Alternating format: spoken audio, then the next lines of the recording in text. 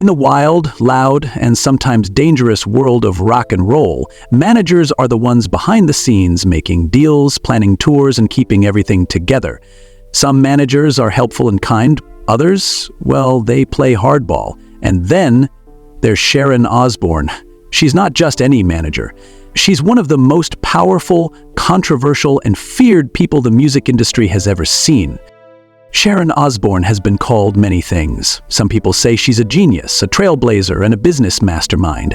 Others call her controlling, mean, and even worse. But no matter what people think of her, they all agree on one thing: she gets results. For every rock star whose career she saved or made even bigger, there's another artist with a painful story about broken promises, ruined dreams, and public battles. So, how did Sharon Osbourne become both the queen of rock and roll and one of its most feared players? To understand her story, we have to go back to the very beginning. Before the TV shows, before the Osbournes, before the world saw her as Ozzy's wife, her rise to power wasn't just about love, it was about grit, business smarts, and never backing down. A family forged in music and war. Sharon Rachel Arden was born into music. Her father, Don Arden, was a powerful and aggressive music manager, so much so that people called him the Al Capone of pop. He was known for doing whatever it took to win and for scaring anyone who got in his way. As a teenager, Sharon worked as a receptionist in her dad's office. Over time, she learned everything about the music business from the inside out. Eventually, she started managing some of the bands herself. One of those bands was called Black Sabbath, a loud, dark, and heavy rock group that helped create the genre of heavy metal. That's where she met Ozzy Osbourne, the band's wild and troubled frontman. In 1979, Black Sabbath fired Ozzy, thinking his career was over. But Sharon didn't agree. She believed in him. So she broke away from her powerful father and decided to manage Ozzy all by herself. This was more than just a business decision. It was the beginning of a huge family feud. Don Arden, her father, did everything he could to ruin her and stop Ozzy from making a comeback. But Sharon didn't back down. She helped Ozzy rebuild his career from scratch. Through smart marketing, hard work, and control over every part of the business, she turned him into a solo superstar. Some say even bigger than he ever was with Black Sabbath. Sharon later said, "I had to know more than anybody else and be tougher than anybody else. That toughness helped her succeed, but it also caused some pretty nasty fights." The Smashing Pumpkins explosion. By the late 1990s, Sharon Osbourne had built a powerful management company. In October 1999, she signed a huge alternative rock band, the Smashing Pumpkins, led by the emotional and intense Billy Corgan. At first, the partnership seemed promising, but things quickly fell apart.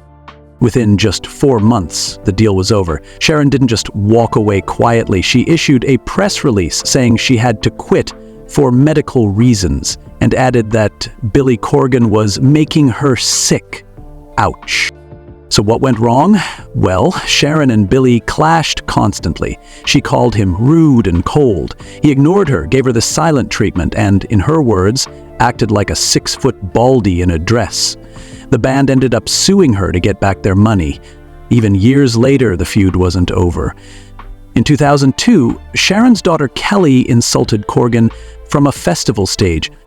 Later, Sharon admitted the partnership just didn't work. "I'm too confrontational and pushy for Billy," she said.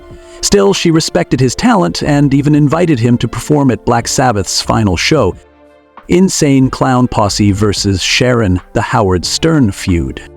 One of Sharon's most bizarre public fights was with the face-painted rap duo from Detroit, Insane Clown Posse, ICP. This feud happened live on the Howard Stern Show in 1999. ICP had made fun of Sharon during a radio appearance. In response, she left an angry voicemail and demanded to come on the show to confront them live. She said she was bigger than both of them and could beat them up, literally. The argument started because ICP had removed a band called Coal Chamber, one of Sharon's acts, from their tour. They said poor ticket sales were the reason, but Sharon claimed it was unfair and hinted at a lawsuit. On the show, she and ICP traded insults. She even challenged Violent J, one of the members, to a $50,000 zero-cents bet that their next album wouldn't sell more than 200,000 copies. Well, the album sold 400,000. Sharon lost the bet. ICP later said she never paid, though they told her she could just donate the money to charity. The bet has become a legendary moment in music beef history, and Sharon never looked back. Egging Iron Maiden. In 2005, Sharon Osbourne ran the Ozfest tour, a traveling rock festival. That year, Black Sabbath and Iron Maiden were the headliners. But trouble started brewing when Iron Maiden's frontman Bruce Dickinson criticized the festival and Ozzy himself. Dickinson made fun of the show's production and even said they didn't need a reality show, a jab at the Osbournes. Backstage, he complained a lot, and Sharon took it personally. She saw it as an attack on her family. So, she struck back.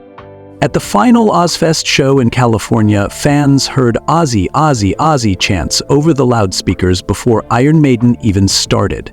Then, during the band's set, their power was cut multiple times.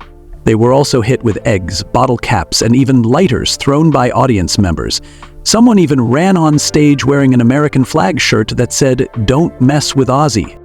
Sharon later admitted she was behind it all. She hired people to throw eggs and even helped cut the power. She took to the stage afterward to tell the crowd, "Don't disrespect us." This moment showed just how far she was willing to go to defend her family. Iron Maiden fans were furious, and Sharon's reputation as a fierce protector and someone you didn't want to mess with grew even bigger, erasing band members from history.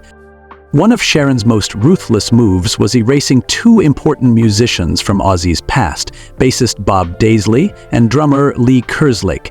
These two had helped create Ozzy's first two solo albums, Blizzard of Oz and Diary of a Madman.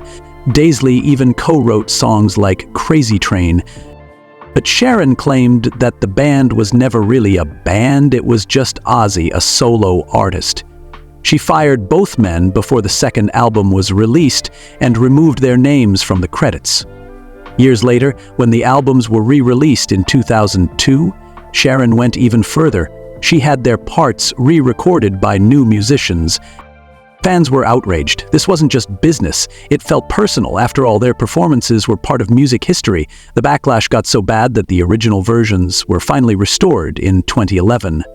But the damage had already been done. The Jake E. Lee betrayal. In 1982, guitarist Jake E. Lee joined Ozzy's band after the tragic death of legendary guitarist Randy Rhoads. Lee helped write the album Bark at the Moon, which became a massive hit. But when the album came out, Lee noticed something missing: his name. He wasn't given any writing credit. According to Lee, he was promised credit and payment, but was handed a contract after finishing his work that said Ozzy wrote everything. If Lee refused to sign, they threatened to remove his guitar parts and kick him out. So he signed. For the next album, he refused to play until he got a real contract. He got it, but shortly after, he was fired, and no one even told him. Sharon invited him to dinner and spoke like he was still in the band. When he got home, his roommate told him the word around town was he'd been fired.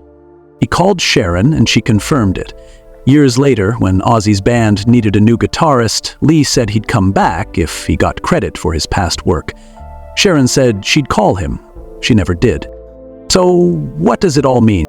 When you look at all these battles, public feuds, lawsuits, sabotage, and power plays, you start to see a pattern.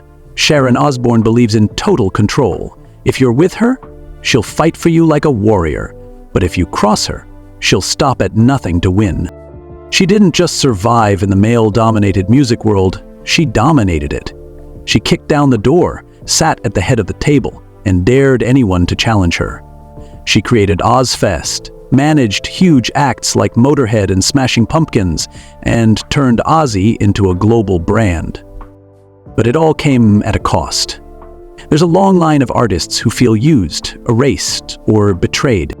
So, here's the big question. Is Sharon Osbourne's ruthless style the price of success in the cutthroat music industry, or could things have been done differently?